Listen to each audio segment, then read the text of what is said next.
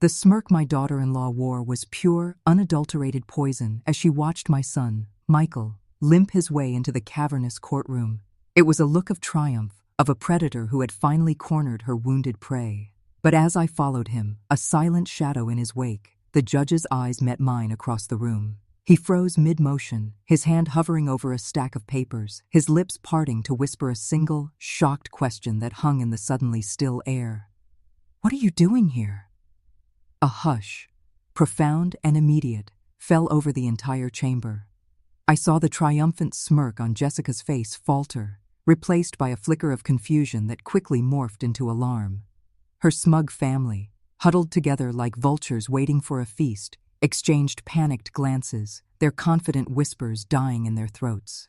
The low, anticipatory chatter of the courtroom had died the instant Judge Stephen Morales swept in, his black robes trailing behind him like the wings of a hawk.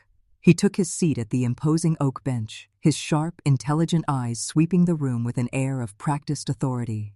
I saw a flicker of sympathy, a brief softening of his stern features, as his gaze landed on my son, Michael. But when his eyes found me, standing quietly behind Michael's chair, he came to a dead stop.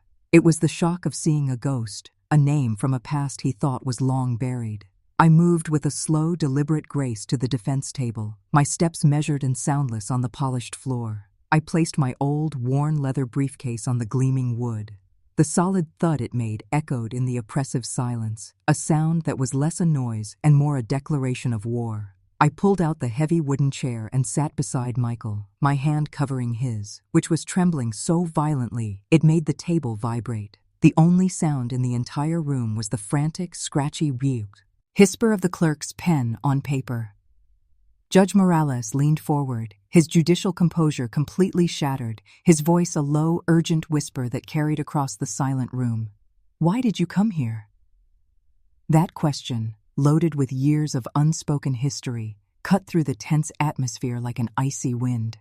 Jessica, my daughter-in-law, shot me a look that was a venomous cocktail of suspicion and contempt. Her parents, huddled close to her, began whispering furiously, their distrustful eyes darting between me and the judge.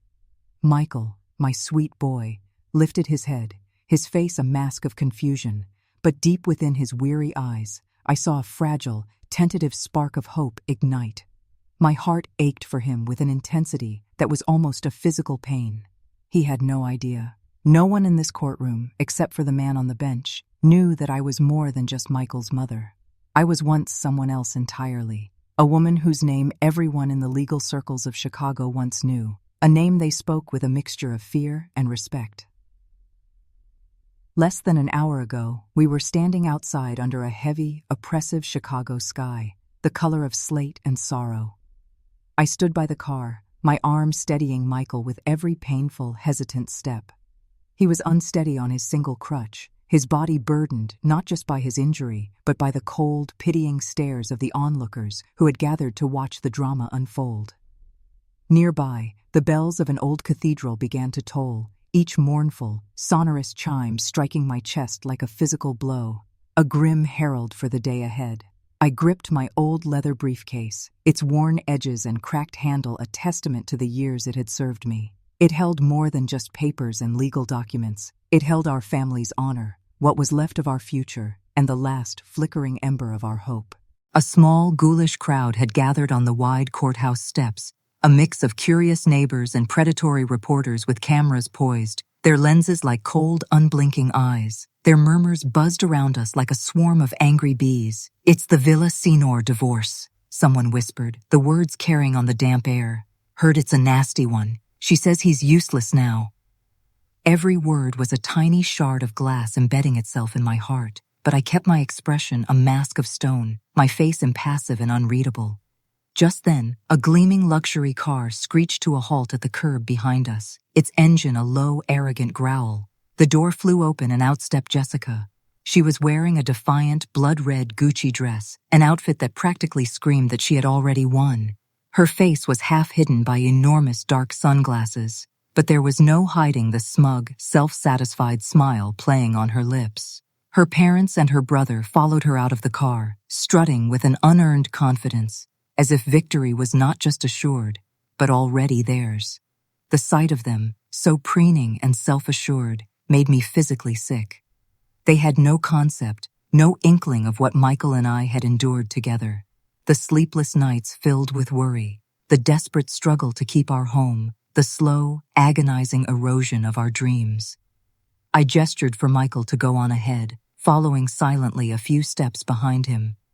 My son, who had once been so strong, so full of life and vitality, was now hunched over his crutches, carrying the weight of the entire world on his stooped shoulders. Each labored, shuffling step he took felt like a knife twisting slowly in my heart.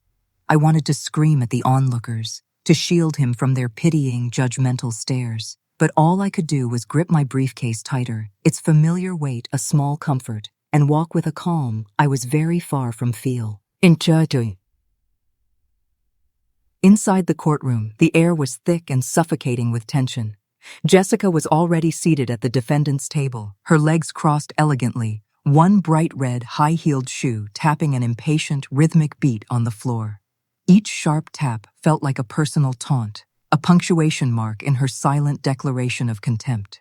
When Michael finally struggled his way to his seat, she shot him a look of pure, unadulterated loathing and then leaned over to whisper something to her mother, her voice just loud enough for us to hear. "Look at him. He's nothing but a cripple."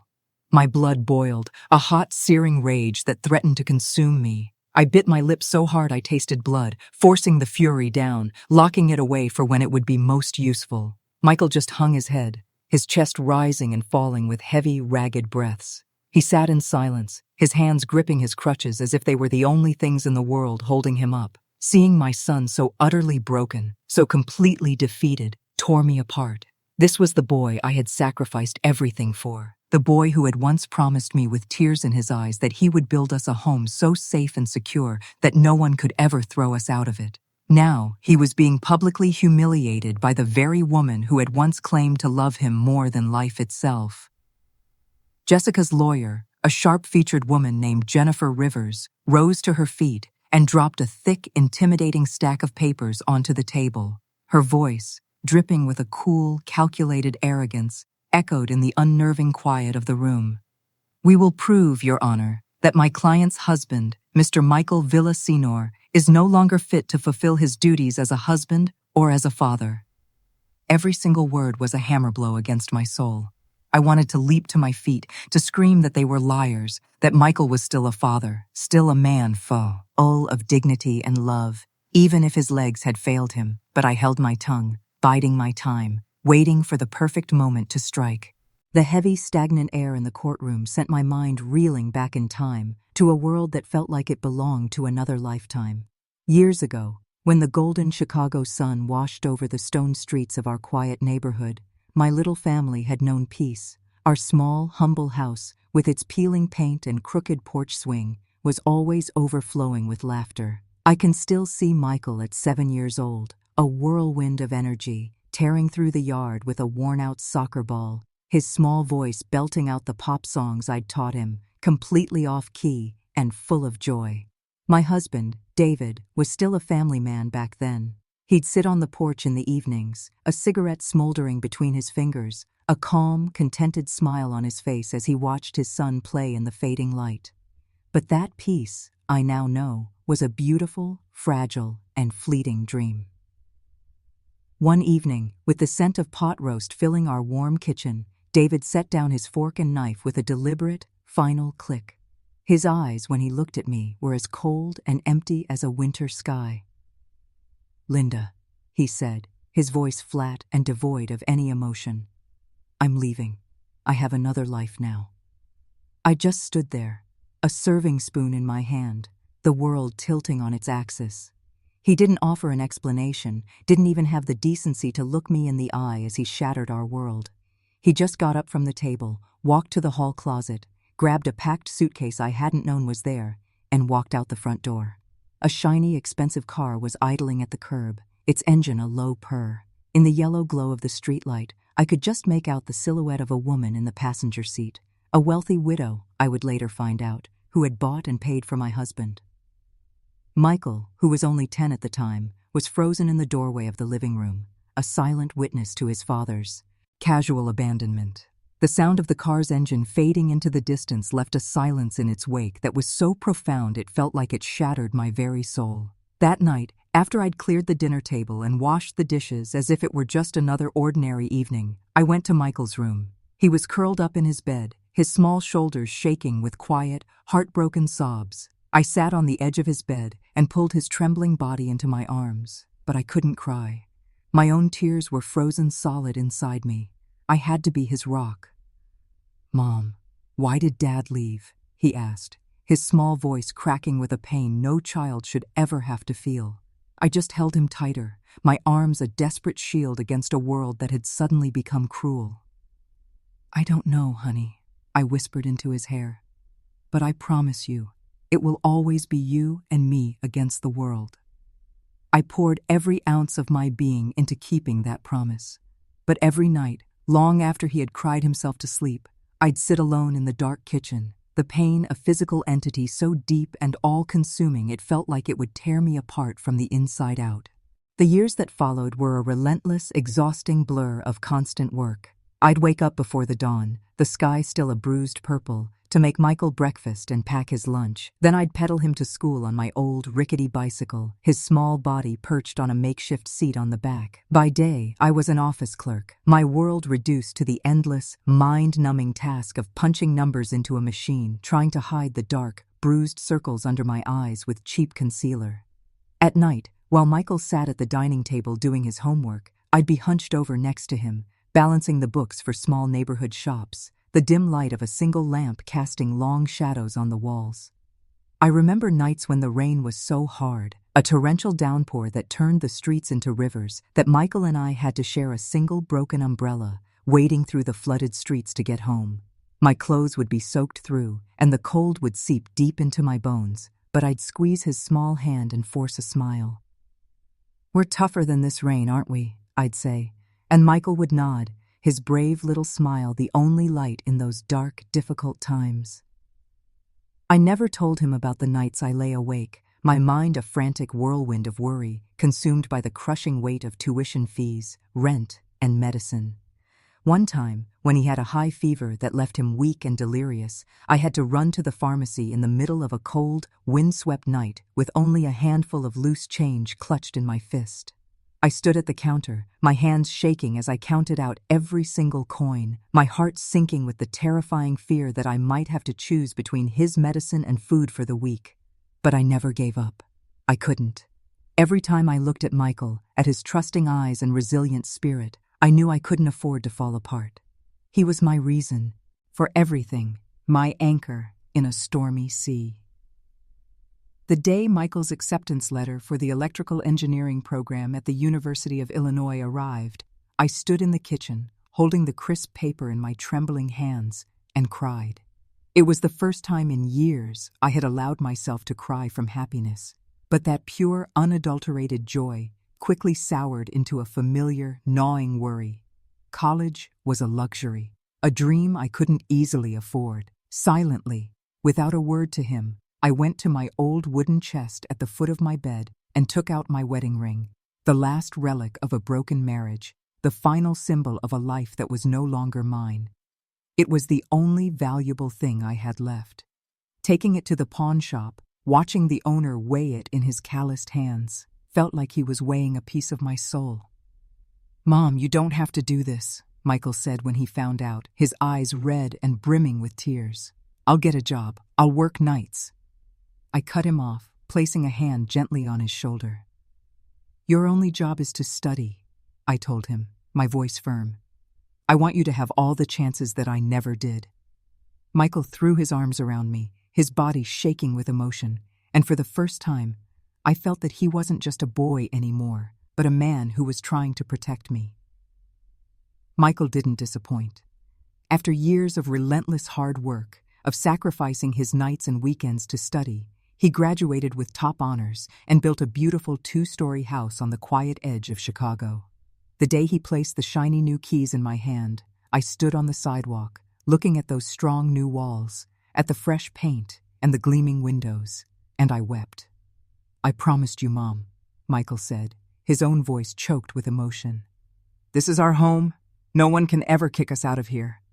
I hugged him, my heart overflowing with a love and pride so immense it felt like it would burst. And I could feel all the sweat, tears, and love he had poured into every single brick of that house. For the first time in so long, I felt that all the struggle, all the sacrifice, had been worth it. When Michael married Jessica, I truly thought our little family was finally complete, that our fractured story had found its happy ending. Back then, she was a sweet, unassuming girl with a smile that could light up a room and a laugh that was infectious.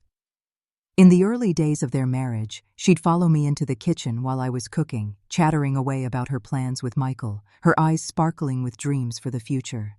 "Mom, I want to have a bunch of kids so you can have a house full of grandkids running around," she told me once, her voice full of genuine excitement. I believed her. I thought that happiness, real and lasting, had finally found us. I saw the way Michael's eyes lit up whenever she was near, the way he looked at her as if she held the moon and the stars, and I silently thanked God for bringing her into our lives. But then, tragedy struck, swift and merciless. An electrical shock on a high-rise construction site, a terrible fall from high scaffolding. The call came at midnight, the foreman's voice on the other end of the line trembling with shock. "Mrs. Villasenor, it's Michael. There's been an accident, a bad one. You need to get to the hospital. Now." I ran out of the house in my bare feet, my heart pounding a frantic, terrified rhythm against my ribs as I raced down the cold, empty streets. When I finally got to the hospital, the image of my son, so motionless and wrapped in stark white bandages, was burned into my mind forever. I never left his side during those dark days, watching as the strong, vibrant pillar of our family was reduced to someone as fragile and helpless as a newborn. "I'm here, Michael," I'd whisper over and over again, squeezing his limp, unresponsive hand. "Mom's right here." The months that followed were an agonizing, terrifying blur of surgeries and setbacks. Michael recovered, but slowly, painfully.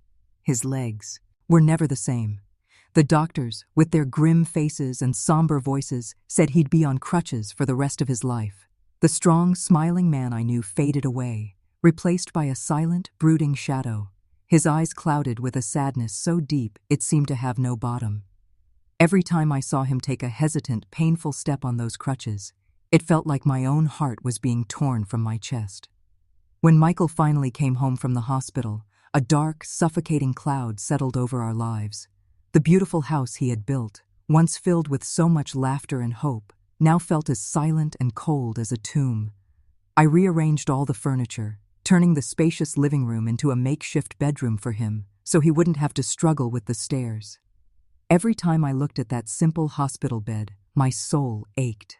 That room was supposed to be the playroom for their future children, a space filled with toys and laughter, now just a sad refuge for a man trapped in his own broken body. For the first few weeks, Jessica played the part of the devoted, caring wife. She'd bring him soup, carefully measure out his medicine, and even manage a small, strained smile. I clung desperately to the hope that she still loved him, that she was just struggling to adjust to our new, difficult reality. But with each passing day, I saw the truth with more and more painful clarity. It was all an act. Her patience wore thin, with a terrifying speed that left me breathless. One morning, I saw a rare, hopeful spark in Michael's eyes. "Mom, I want to go out to the garden today," he said, his voice full of a yearning I hadn't heard in months. "Could you ask Jessica to help me?" I nodded, my heart swelling with a profound sense of relief. I went to the kitchen where Jessica was already dressed to go out, her makeup perfectly applied. "Jessica, Michael wants to sit in the garden for a little while. Can you give him a hand?" I asked gently. She spun around, her face a mask of pure annoyance. "I've got a million things to do," she snapped, her voice sharp and brittle. "Can't he do anything by himself?" Without waiting for an answer, she slammed her coffee mug down on the counter with a loud crack and stormed out of the house, leaving me standing there in stunned, heartbroken silence. I went back to the living room to find Michael still sitting by the window, his gaze fixed on the floor, his hands gripping the arms of his wheelchair so tightly his knuckles were white. "It's okay, Mom. Never mind," he whispered, his voice thick with shame. I wanted to chase after Jessica, to scream at her for her cruelty, but looking at my son's defeated, broken face, all I could do was push his chair into the garden myself, forcing a bright, cheerful smile onto my face to hide the agonizing pain in my heart. Family dinners became an unbearable ordeal. I'd try so hard, cooking all of Michael's favorite things, desperate to bring even a fleeting moment of joy back into our desolate house. But Jessica would just pick at her food, her expression one of bored indifference, before pushing her plate away and muttering that she wasn't hungry. I remember how she used to rave about my cooking, begging for my recipes. Now she just looked at Michael with open irritation, as if the very act of sharing a meal with him was the greatest sacrifice a woman could be asked to make. "Are you feeling okay, Jessica?" I asked one night, my voice gentle, trying to break the heavy, suffocating silence. She just shrugged, not bothering to look at me. "I'm fine, just not hungry."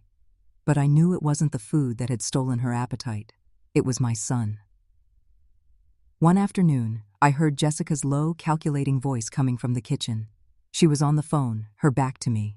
"Don't worry," she was saying, her tone conspiratorial. "As soon as the house is split, we'll have more than enough capital to get our venture started." I froze where I stood, my heart clenching into a tight, painful knot. The house, the home that Michael had poured his blood, sweat, and tears into, was now just a prize in her sick, twisted game.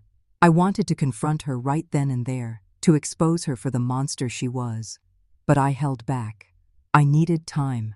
I needed proof. And most of all, I needed to protect Michael from this cruel, devastating truth for as long as I possibly could. Jessica's appearance began to change too. Her simple, pretty dresses were replaced by expensive, flashy outfits that were too tight and too revealing. Her lipstick got bolder, her perfume more overpowering. She started going out all the time at night, always with some flimsy excuse, a reunion with old friends, a desperate need to unwind from the stress. I'd watch her go, the sharp, angry clack of her high heels echoing in the oppressive silence of the house, and my heart would sink a little lower each time. Now, every time she walked out that door, it felt like she was leaving behind every promise she had ever made to my son. The neighbors' whispers, insidious and painful, started to find their way to me. One afternoon at the local market, Mrs. Davis, a kind woman from down the street, pulled me aside near the produce aisle. "Linda, I don't mean to gossip," she whispered, her eyes full of pity, "but I've been seeing your daughter-in-law at that little corner coffee shop with a man. They look awfully cozy." I forced a smile and thanked her for her concern, but as I walked away, my suspicions hardened into a terrible, undeniable certainty. Jessica was no longer the girl I had once thought of as a daughter. She was a stranger, a dangerous one, and I was terrified of what she was planning. Suddenly, Jessica stood again, a wild look in her eyes. "Don't believe her! She's a washed-up lawyer! She lost a case so badly she had to quit her career in shame.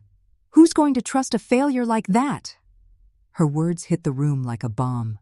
Reporters began scribbling furiously. I glanced at Michael, who had lowered his head, afraid my past would destroy our future. Sarah squeezed my hand, her eyes wide with worry. I took a deep breath.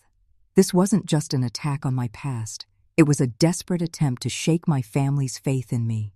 But I wasn't afraid. I stood tall and faced the judge, my voice calm. Yes, I left the legal profession, but not out of weakness. Years ago, I lost a major case, not because of a lack of skill or evidence, but because my ex-husband and his wealthy mistress bribed the judge. My case was airtight, but the verdict was a mockery of justice. My reputation was destroyed by dirty money, and I walked away to keep what was left of my integrity. The courtroom fell silent. Every eye was on me, no longer with pity, but with deep empathy. Michael lifted his head, tears streaming down his face, as if finally understanding my sacrifices. Sarah squeezed my hand tighter. My words were to show my family that I had never backed down from a fight for what was right. I continued, my voice gaining strength. That same judge was later investigated and sent to prison for bribery. I swore that day I would never again let money tarnish justice. I am here today not for my own glory, but for my son, for my granddaughter, and for the truth our family deserves. I scanned the room and saw nods of recognition from the older folks who remembered the Queen of Law. Just then, Judge Morales leaned forward. His eyes shone with respect. "I can personally attest to Mrs. Villasenor's statement," he said, his voice deep and certain. "Many years ago, when I was just a young lawyer, Linda defended me in a similar situation. I have never known another person with a greater respect for the truth and the law." His words sent a wave of admiration through the room. The reporters scribbled even faster. The Queen of Law was truly back. I looked at Jessica. She was swaying, looking like she was about to collapse. The pride was gone, replaced by the pale, tight-lipped look of defeat. Her lawyer, Jennifer, just stared at her papers. Jessica's family sat frozen, their faces burning with shame. I turned back to Michael and saw him watching me, silent tears rolling down his cheeks. "Mom," was all he could whisper. I placed my hand on his shoulder, a silent promise that I wouldn't let him fall. Judge Morales stood. "This court will take a recess," he announced. "A final verdict will be delivered at the next hearing." The crack of the gavel punctuated the truth we had brought to light. As we left, the crowd parted for us. Strangers came up to me. "You're so strong," one said. An elderly woman took my hand, her eyes wet with tears. "Thank you, Linda," she said. "You've given us all hope that the truth still matters."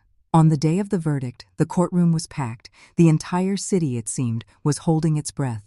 I walked in with Michael's hand on my arm. Sarah was on my other side, her small hand clutching mine, her eyes wide with fear and hope. I gave her a reassuring smile, though my own heart was hammering. Jessica sat at the defendant's table, her face pale and drawn. Her expensive dress looked like a hollow costume. Jennifer sat beside her, head bowed.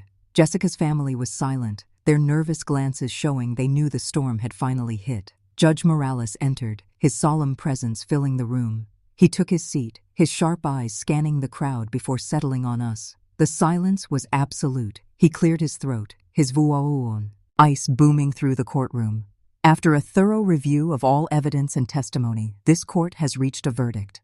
The divorce between Mrs. Jessica Torres and Mr. Michael Villasenor is granted." The breaking point, the moment when all hope for her redemption died, came late one night when Michael was in a great deal of pain. I heard him groan from the living room, his voice weak and strained. "Jessica," he called out, "can you help me? My leg, it hurts so much. Can you just rub it for a minute?" I stood outside his door, my hand on the knob, praying for a single, small act of kindness from her. Instead, I heard Jessica yank her hand away as if she'd been burned. "I'm not your nurse," she snapped, her voice as sharp and jagged as broken glass. "If you need a caregiver, go hire one." I stood there in the dark hallway, my hand frozen on the doorknob, feeling as if a knife had just been plunged deep into my chest. Michael didn't say another word, but I knew that her casual cruelty had wounded him more deeply than any physical pain ever could. The house was now suffocating in a silence that was heavier and more profound than any noise. Every night, I'd sit alone on the front porch and listen to the crickets, my heart torn to shreds. I'd think about the days when Michael was healthy and strong, how he'd hug Jessica and say, "Mom, I found the one." But the love that had once shone so brightly in her eyes had curdled into contempt and insatiable greed. Every time I looked at Michael, so gaunt and defeated on his crutches, his eyes empty, I felt like I had failed him in the most fundamental way a mother could. One gray, drizzly afternoon, I was setting a pitcher of ice water on the dining table when Jessica walked in, but she wasn't alone. With her was Jennifer Rivers, a face I recognized from my old life, a face that now looked at me with a cold, professional distance that chilled me to the bone. Jennifer wore a sharp, severe black suit, carrying a sleek briefcase and moving with an air of calculated power that seemed to suck all the oxygen out of the room. It stuttered in my chest. I remembered sitting with her years ago in a dusty law library, sharing our dreams of fighting for justice and changing the world. Now she was on the other side of the battlefield, looking at me as if I were a complete stranger. Jessica sat down without so much as a glance at me or Michael. The tension in the kitchen was as thick and heavy as the air before a violent thunderstorm. Jessica slid a thick stack of papers across the polished table toward Michael. Her voice was flat, utterly devoid of any emotion. "Sign these. We're getting a divorce. By law, this house gets split right down the middle." The words hit me like a physical blow. I looked at Michael. His already pale face turned a ghostly, translucent white. His hands shook so badly that he had to grip the edge of the table as if it was the only thing holding him upright. I set the water glass down with a slow, deliberate movement, fighting to keep my voice steady as a white-hot rage burned through me. "On what grounds do you possibly claim this house is community property?" Jessica lifted her chin, her expression one of shameless defiance. "We're married. Any assets we acquired while married get split 50-50. Don't you know the law?" Her words were a calculated slap in the face to the years of Michael's life, his sweat and his dreams that were poured into this home.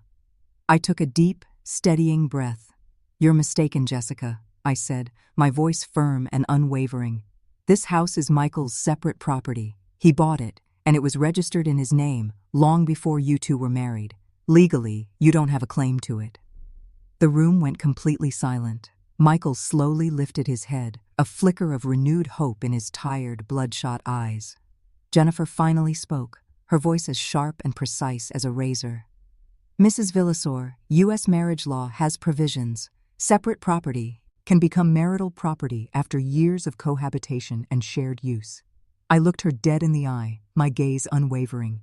"Jennifer," I said, my voice low and steady, a quiet threat underpinning every syllable. "I know the law better than anyone in this room." The room fell into a stunned, breathless silence. Michael stared at me, a flash of pride and surprise in his eyes that I hadn't seen since before the accident. But Jessica wasn't done yet. She shot up from her chair, her voice a shrill, hysterical shriek that grated on the nerves. "I don't care who you think you are. I just want to be rid of this burden. He's a cripple, and I have my whole life ahead of me." Those words landed on Michael like a physical assault. He just sat there, his shoulders shaking, his voice cracking as he whispered, his eyes pleading with her. "Jessica, is that really how you feel?" She turned away from him, her cruel silence her only answer.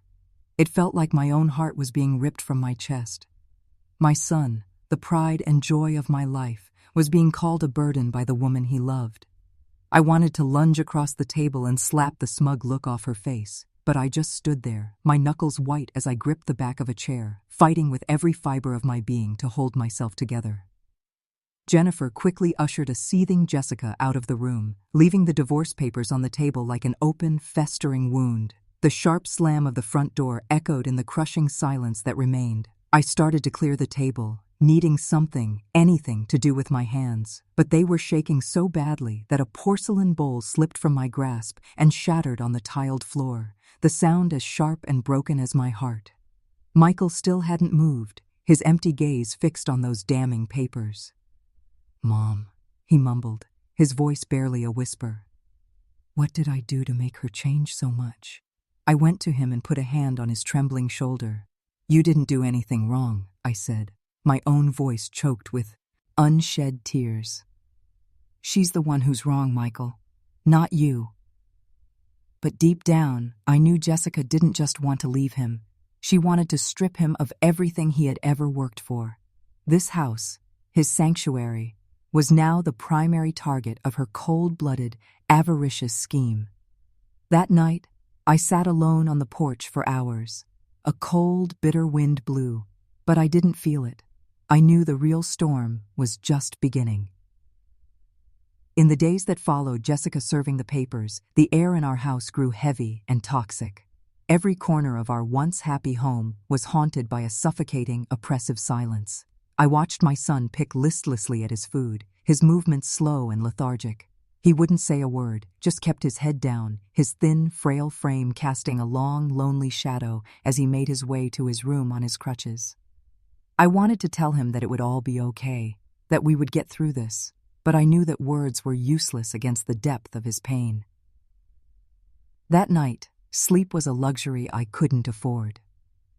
I lay in bed, staring at the shifting patterns of moonlight on the ceiling, my mind racing, thinking about Michael and the promise I had made to him so many years ago to always protect him. I felt so utterly helpless, as if everything I had fought for my entire life was for nothing. Finally, unable to bear the turmoil in my mind any longer, I got up for a drink of water. As I passed the room that Jessica and my granddaughter Sarah shared, I heard voices from within. Jessica's voice, cold and sharp as a shard of ice, cut through the thin wooden door. "Sarah, you listen to me very carefully. Tomorrow in court, if the judge asks you, you tell him that your daddy can't take care of you anymore. You tell him you don't want to live with a sick person. Do you understand me?" The words were a physical blow, knocking the air from my lungs. Sarah's small, sobbing voice answered, her words barely audible. But I don't want to lie, Mommy. I love Daddy." Her small voice trembled, holding on to the last vestiges of love and loyalty in her innocent heart. Jessica's reply was harsh, devoid of any maternal warmth. "If you don't do what I say, we will lose everything. Do you want to end up poor, living with your grandmother and your crippled father?" I stood there in the hallway, my heart clenching into a tight, painful fist, the water from the glass I was holding spilling from my trembling hand onto the floor. Jessica, the woman I had welcomed into my home and my heart as a daughter, was coaching her own child to lie, to betray her father in the cruelest way imaginable. A hot, blinding rage burned through me, but underneath it was an unbearable sadness for my sweet granddaughter, forced to make an impossible, soul-crushing choice. I backed away silently, my movements stiff and robotic, and returned to my room. Sitting on the edge of my bed, I buried my face in my hands, trying to stifle the sobs that racked my body. I pictured Michael carrying a laughing Sarah on his shoulders, her small finger pointing at the stars. "I'm going to be an astronaut, Grandma," she told me just a few months ago, her eyes wide with wonder. Michael had hugged her close and whispered, his voice thick with pride, "You will be, sweetie. Daddy believes in you." Now Jessica was trying to poison that pure, unconditional love, to twist and warp it until Sarah became nothing more than a weapon to be used against her own father. I couldn't let that happen. The next morning, I rose before the sun, the sky still a dark, inky black, and made breakfast. Michael was still asleep, his face pale and drawn in the dim morning light. I peeked in on him, and the sight of him, so vulnerable and defeated, tore me apart. But I knew what I had to do today. Not just for Michael, but for Sarah. I called her out to the backyard, where the old orange tree my husband had planted was heavy with fruit. Sarah came out with puffy, red-rimmed eyes, her little blue dress wrinkled and slept in. I sat on the old wooden bench and patted the seat next to me. "Sweetheart," I said softly, my voice gentle. "I heard you and your mom talking last night. You're scared, aren't you?" Sarah's lower lip began to tremble, and then she burst into tears, throwing her small arms around my neck and burying her face in my shoulder. "Grandma, I don't want to do it," she sobbed, her small body shaking. "I don't want to leave Daddy. I don't want to lie." Her desperate cries broke my already fractured heart. I held her tight, my own tears falling silently onto her soft hair, but I kept my voice steady and strong. "Don't be afraid, Sarah. Grandma's here. You are not going to lie. The truth is the most powerful weapon we have. You remember that." She pulled back, her tear-filled eyes searching mine for reassurance. "But Mommy said if I don't, she won't let me see Daddy anymore," she whispered, her voice a tiny, frightened thing. I gently wiped her tears away with my thumb, my resolve hardening into something unbreakable. "Your mom is wrong," I said with a certainty I didn't entirely feel, but needed her to believe. "No one can ever take you away from your daddy and your grandma. I promise you. We are going to get through this together." Sarah nodded, squeezing my hand tightly, and in that moment, a new fire ignited inside me. I wasn't just fighting for my son's home anymore. I was fighting for my granddaughter's soul. After overhearing that monstrous conversation, my heart burned with a righteous fury. I wouldn't let Jessica turn my sweet, innocent granddaughter into a pawn in her despicable game. I needed cold, hard proof. A truth so sharp and undeniable that it could shatter Jessica's carefully constructed web of lies. That's when I decided to make a call, to reach out to an old friend from a life I thought I had left behind forever. Robert Medina, a seasoned, world-weary private investigator who had been my trusted ally back in the days when I stood before judges and juries. Robert's office was tucked away in a small, forgotten Chicago alley, the air inside thick with the smell of stale tobacco smoke and old secrets. The room was cramped and cluttered, lit by the jaundiced glow of a single desk lamp. When I walked in, Robert looked up from a pile of papers, a cigarette hanging precariously from his lips. He jumped to his feet, his eyes wide with disbelief. "Linda," he breathed, the name a puff of smoke. "My God, how many years has it been? I thought you'd hung it all up for good." I managed a tight, humorless smile. My past life, the years when they called me the Queen of Law, felt like a distant, half-remembered dream. But today, I had to bring her back from the dead. I sat down in the worn chair opposite his desk and laid out the whole sordid story. Robert listened without saying a word, his gaze growing sharper and more focused with every detail, like an old wolf catching the scent of blood on the wind. "I get it," he said finally, stubbing out his cigarette with a decisive gesture. "Leave it to me. But be ready, Linda. Sometimes the truth is uglier than you can possibly imagine." I clenched my hands in my lap until my knuckles were white and knotted. "I'm ready, Robert. I just need the truth, no matter how painful it is." A few days later, he met me at a quiet, out-of-the-way coffee shop. He was sitting in a corner booth with a black coffee and a thick manila folder resting on the table in front of him. He slid the folder toward me without a word. I opened it, and my breath caught in my throat. The photos inside were crystal clear, professionally shot.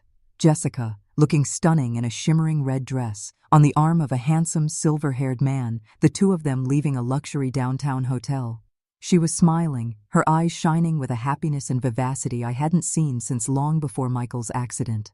I looked at the photos, my hands trembling with a mixture of rage and profound sorrow. "His name is William Harris," Robert said in a low, gravelly voice. "A real estate tycoon. He's got a reputation for charming wealthy women out of their assets and an army of cutthroat lawyers to clean up the mess afterward." I stared at a photo of Jessica laughing, a spectacular diamond bracelet I'd never seen before glittering on her wrist. "This isn't just a simple affair," Robert went on, his voice grim. "He's wining and dining her, paying for everything. I think this is a setup, Linda. He's backing her play for the house." Pain and rage churned in my gut like a toxic cocktail. While my son was at home, fighting through agonizing physical and emotional pain, the wife he adored, the woman he had given everything to, was out with another man, plotting to steal the very home he had nearly killed himself to build for her. I thought of Michael staring out the window with those empty, haunted eyes, and I wanted to scream. "How deep does this go?" I asked, my voice tight and strained. Robert sighed, a weary sound.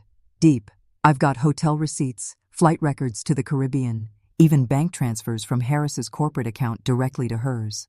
This isn't a romance, Linda. It's a business transaction." I paid Robert, telling him to know. "Oh, keep digging." "I need everything you can find," I said, my voice cold as ice. Robert nodded, a glimmer of the old respect in his eyes. "You haven't changed a bit, Linda. Still tough as nails. But be careful. This Harris guy plays dirty." I gave him a cold, predatory smile. This wasn't just a divorce anymore. It was a war. That night, I locked the envelope of damning photos in a drawer in my room.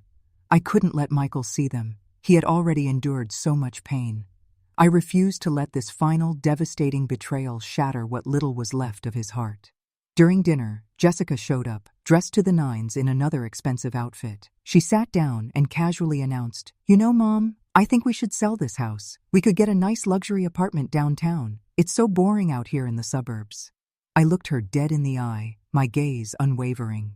"This house is the fruit of Michael's labor," I said, my voice quiet but sharp as a razor.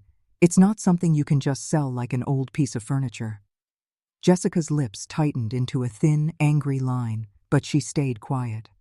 I watched my granddaughter, Sarah, who wouldn't meet my eyes, and a sharp, stabbing pain went through me. She knew. Seeing her silent complicity, her fear, only strengthened my resolve. I had to protect them both from the monster sitting at our table. On the morning of the first hearing, a cold, persistent drizzle fell from the gray sky, mirroring the sorrow in my heart. I helped Michael out of the car, each of his slow, painful steps weighed down by an invisible burden. His face was thin and gaunt, and his eyes were hollowed out, but he still managed to force a weak, trembling smile. "I'm okay, Mom," he said, but his trembling voice gave him away. I squeezed his hand, trying to lend him some of my own strength. Across the street, a fancy, chauffeur-driven car pulled up to the curb. Jessica emerged in a shimmering emerald green dress, a triumphant, confident smile plastered on her face. Her family followed, laughing and joking as if they were headed to a party instead of a courtroom. The sight of them, so blithe and carefree, turned my stomach. To them, this was just a game, a simple matter of finances, and Michael was an easy, disposable target. Inside, the courtroom air was thick with a palpable tension. Michael sat at the plaintiff's table, his gaze fixed on the floor, his knuckles white as he gripped his crutch with all his might. I stood silently behind him, a sentinel guarding her charge. Jessica took her seat, crossed her legs, and began to tap her heel impatiently, each sharp tap a jab of mockery in the quiet room. She looked at Michael not with hatred, but with a cold, chilling indifference that was far worse. Jennifer Rivers stood, her voice ringing out with practiced confidence. "Your Honor, my client, Mrs. Jessica Torres, has endured an untenable situation for years, living with a disabled husband. Mr. Michael Villasenor is unable to work and can no longer fulfill his duties as a husband or as a father. We are requesting a divorce and an equitable division of assets, including half the value of the marital home." Every word was a dagger twisting in my heart. I wanted to scream that they were twisting the truth into an unrecognizable caricature. But I held myself back. My self-control a fragile dam against a torrent of rage. Jessica nodded in agreement, adding with pure, unadulterated venom, "He's nothing but a burden. I deserve a better life, not to be a caretaker for a worthless man." That was a direct hit, a poisoned arrow aimed straight at Michael's already wounded heart. He struggled to his feet, leaning heavily on his crutches, his voice cracking with emotion. I can still take care of my daughter. I'm still Sarah's father." But his throat closed up, the words dying before they could be fully formed. His face flushed a deep, painful red, sweat beading ours, and his forehead and his eyes welled with tears as his fragile strength crumbled under the weight of her cruelty. Jessica let out a cruel, sarcastic laugh that echoed through the silent courtroom. "Look at you, Michael. You can't even stand on your own 2 feet. Who do you think you're going to take care of?" Murmurs of pity swept through the room, and all eyes turned to my son, their gazes a mixture of sympathy and morbid curiosity. My heart felt like it was being ripped in two. My son, my strong, beautiful boy, was being publicly humiliated and called useless by the woman he had once loved with all his heart. The scales of justice, blind as they were tipping decisively in Jessica's favor. If I didn't do something right now, we would lose everything. In that moment, a cold, calm resolve settled over me. I rose to my feet. I walked calmly to the defense table and opened my old, battered leather briefcase. I set it down with a quiet thud, pulled a chair up next to a stunned Michael, and felt his shocked gaze on me. I took a deep, steadying breath, stood, and my voice, clear and steady, rang out through the suddenly silent courtroom. "From this moment forward, I, Linda Villasor, will be acting as legal counsel for my son, Mr. Michael Villasenor." The entire room went completely still. Jennifer froze, her mouth hanging open in disbelief. Jessica just stared, her face draining of all color, as if she had just seen a ghost. In the back of the courtroom, some of the older spectators began to whisper amongst themselves. "Linda Villasenor, could it be?" The shock washed over the courtroom like a tidal wave, but I kept my eyes locked on Judge Morales, who hadn't taken his eyes off me since I first stood up. The judge tapped his gavel lightly, a perfunctory gesture, his voice trembling with a mixture of disbelief and a long-dormant respect. "Mrs. Linda Villasenor, are you by any chance the Queen of Law?" That question ripped through the room, unleashing a torrent of excited whispers. Michael looked at me, his eyes wide with a dawning comprehension, as if he were seeing for the first time that his mother was more than just a mom who baked cookies and patched up his scraped knees. The older people in the audience nodded to each other, their faces alive with the memory of the stories of a woman who once made opposing counsel tremble in their expensive shoes. I nodded, my voice firm and unwavering. Your Honor, I have never stopped believing in justice. Those words weren't just for the judge. They were for me, for Michael, for everyone watching this drama unfold. I felt the strength, the power of my old life surge back into me, a familiar and welcome fire in my veins. I looked at Jessica and saw her flinch, the smug, confident smile finally, blessedly wiped from her face. Jennifer, my old colleague, my old friend, lowered her head, a silent admission that she now faced an opponent she could not afford to underestimate. By the time of the next hearing, the courtroom was packed to the rafters. The news that the Queen of Law had returned from her self-imposed exile had spread through the legal circles of Chicago like wildfire. I walked in with my hand resting protectively on Michael's arm. For the first time in a very long time, there was a spark of hope, a flicker of his old fighting spirit in his tired eyes. I gave his arm a gentle squeeze, a silent promise that I wouldn't let him down. Jessica was already seated, her usual flashy, expensive style on full display, but the confident, triumphant smirk was gone, replaced by a tense, nervous expression. Beside her, Jennifer looked stressed, clutching a thick stack of papers as if it were a shield. Jessica's family was there too, but their boastful, arrogant chatter from the last hearing was replaced with anxious, nervous whispers. They could feel the tide turning against them. Judge Morales entered, his very presence commanding an immediate and respectful silence. He gestured for me to begin. I stood, opened my briefcase, and pulled out a neat stack of documents. Your Honor, I said, my voice clear and strong, resonating with an authority it hadn't held in years.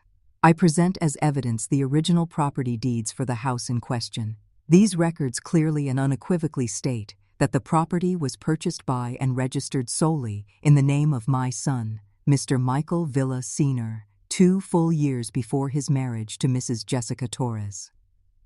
I laid the papers on the table, one by one, their official seals a testament to their authenticity. The clerk examined them carefully and then nodded to the judge, confirming they were legitimate. A low murmur of surprise went through the crowd. I glanced over at Jessica's family. Their faces had gone pale, their arrogant confidence completely deflated. Jessica was biting her lips so hard, I was surprised it didn't bleed, her fists clenched tightly in her lap. Jennifer shot to her feet, her voice a little shaky, her professional composure beginning to crack. Your Honor, while the house was initially separate property, it became the primary family residence for several years. Under state law, that long-term shared use can be considered a significant factor in the division of assets. I cut her off sharply, my voice like the crack of a whip. Mrs. Rivers, the law is perfectly clear on this matter. A shared residence does not, and I repeat, does not, change the fundamental ownership of property acquired before a marriage. This house belongs to my son, and legally it is untouchable. The tension in the room thickened, becoming almost unbearable. Under the table, Michael squeezed my hand, a surge of hope, real and palpable, flowing through him. But this was just the opening salvo. Before they could recover, I presented my next piece of evidence, a small, innocuous-looking USB drive. Your Honor, I said steadily, my voice calm and measured. I would now like to play an audio recording made the night before our first hearing in this matter. I handed the drive to the clerk. As the audio began to play, a dead, profound silence fell over the courtroom. Jessica's harsh, grating voice filled the chamber. Sarah, listen carefully. Tomorrow in court, if the judge asks, you have to say that your daddy can't take care of you anymore. You have to say you don't want to live with a sick person. Understand? Then, we all heard Sarah's heartbreaking sobs, the sound of a child's innocence being shattered. But I don't want to lie, Mom. I love Daddy very much. Jessica's voice came back, cold and merciless, a snake's hiss. If you don't do as I say, we'll lose everything. Do you want to live miserably with your poor grandmother and your invalid father? The courtroom was frozen in a state of collective shock. Every single eye in the room, filled with a mixture of disbelief and disgust, was on Jessica. She leaped to her feet, her face contorted with rage, screaming, "That's a lie! She doctored it! It's fake!" But her trembling voice and the panicked look in her eyes betrayed her. Jennifer placed a restraining hand on her arm, her lips forming the words, "Be quiet." Judge Morales raised his hand for order. "Order. I want to hear from the witness directly. Call Sarah Villas-Senior to the stand." Sarah walked in, her steps tiny and hesitant, her eyes puffy but clear and resolute. My heart broke for her, a child only 8 years old, caught in a brutal war between truth and lies. Jessica leaned forward, her voice a sickly sweet poison, dripping with menace. "Sarah, honey, tell everyone you want to live with me, right? Tell them how much you love your mommy." The entire room held its breath. Sarah looked up, her small face streaked with tears. She looked right at Judge Morales and, in a small but firm voice that rang with an incredible, heartbreaking courage, said, "I love my daddy. I won't lie. I want to live with my daddy and my grandma." The room erupted in low murmurs and a few scattered claps.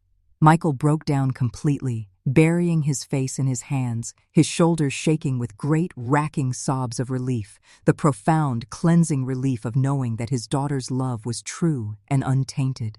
Jessica's face went white as a sheet as she shrieked, her voice cracking with hysteria.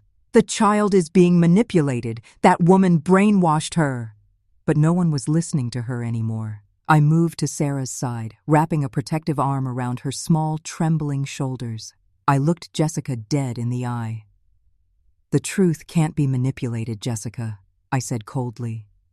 And the child chose the truth.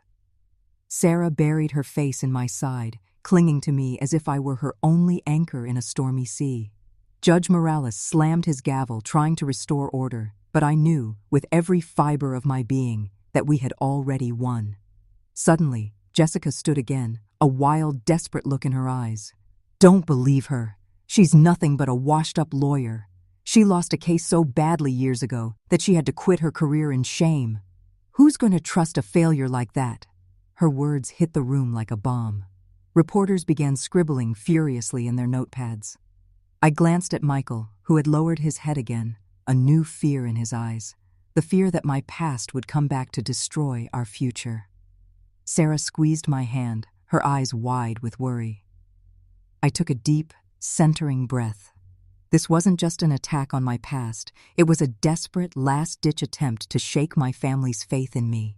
But I wasn't afraid anymore. I stood tall and faced the judge, my voice calm and clear. "Yes, it is true that I left the legal profession, but not out of weakness or failure. Years ago, I lost a major corporate malfeasance case. I lost it not because of a lack of skill or a shortage of evidence, but because my ex-husband and his wealthy mistress bribed the presiding judge.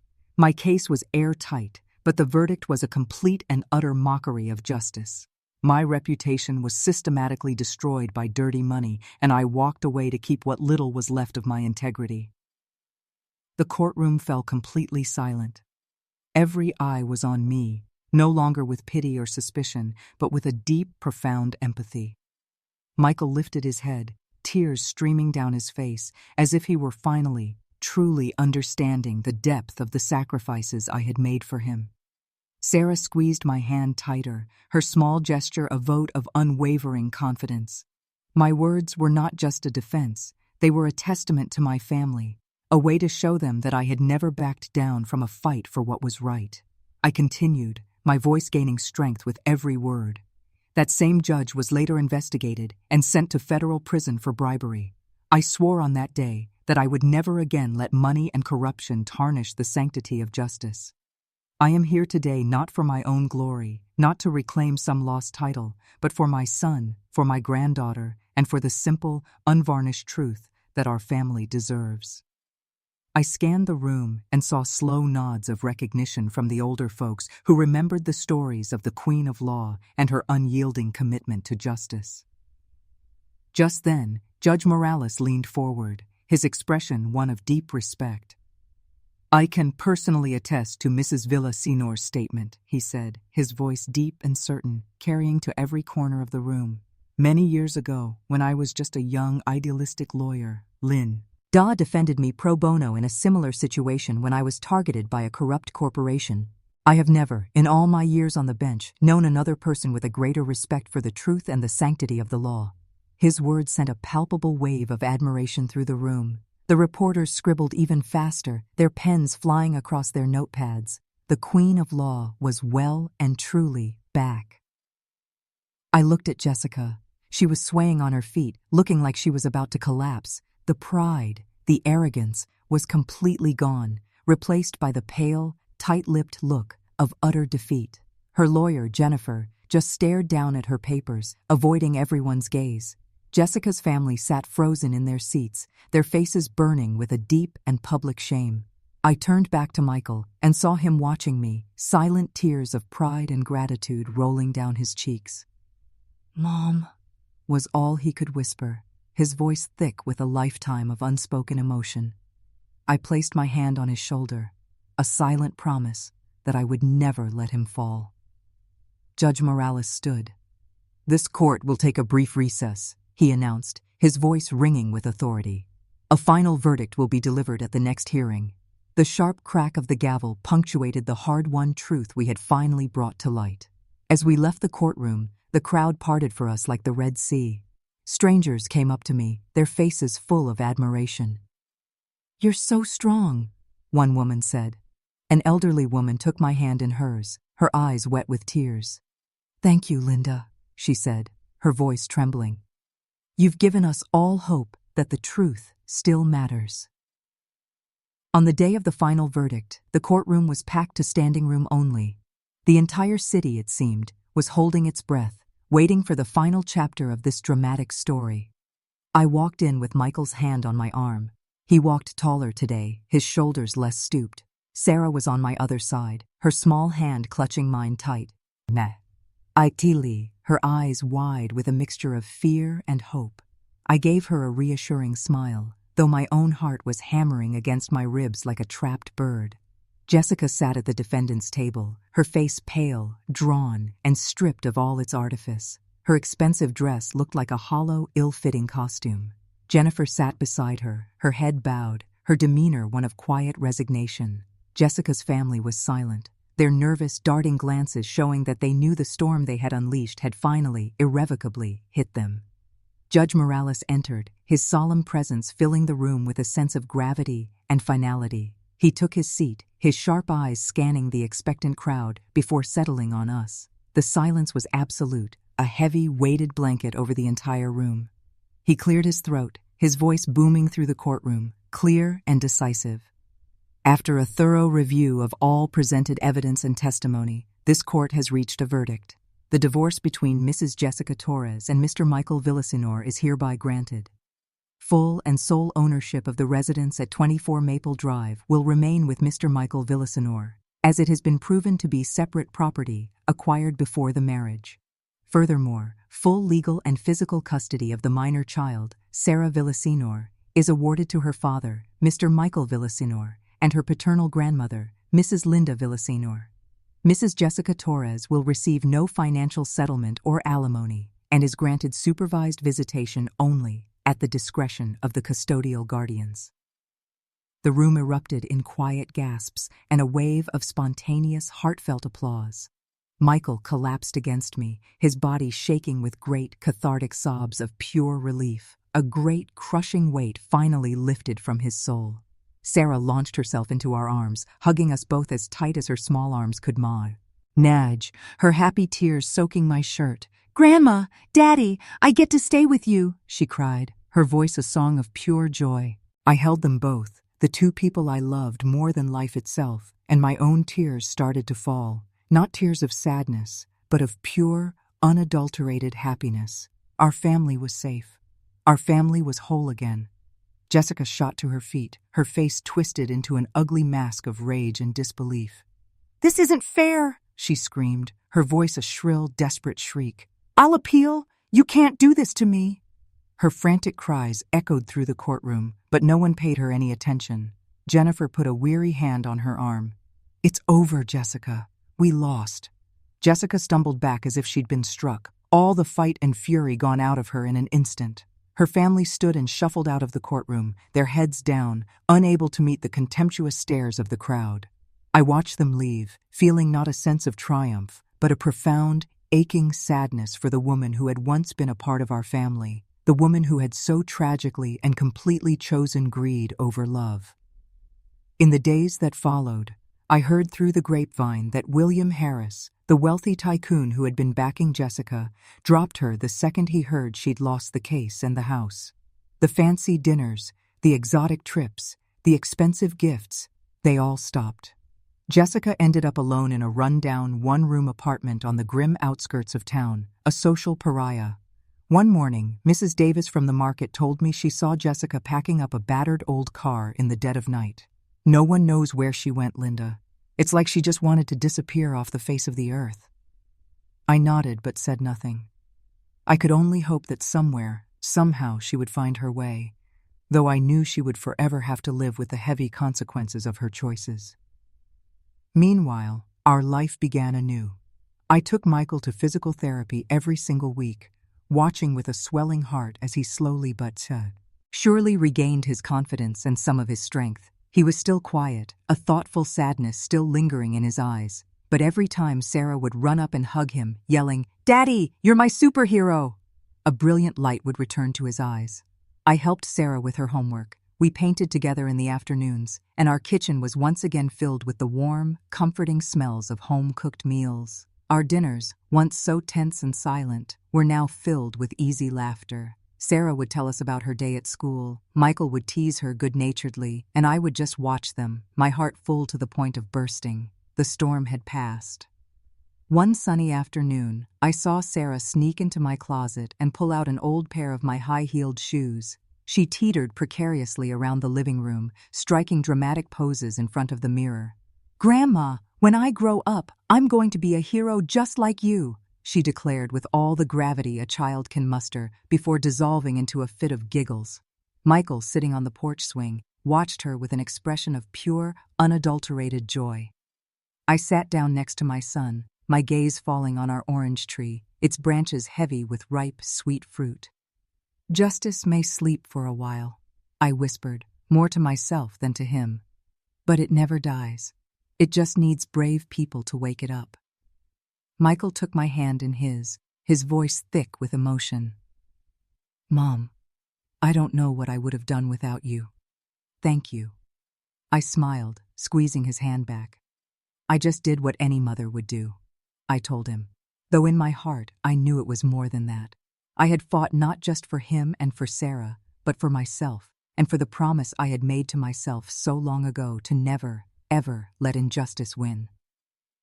The church bells began to ring in the distance, their sound clear and peaceful on the warm afternoon air, a blessing on our new beginning. I looked up at the vast, impossibly blue Chicago sky and felt, for the first time in a very, very long time, that my heart was truly and completely at peace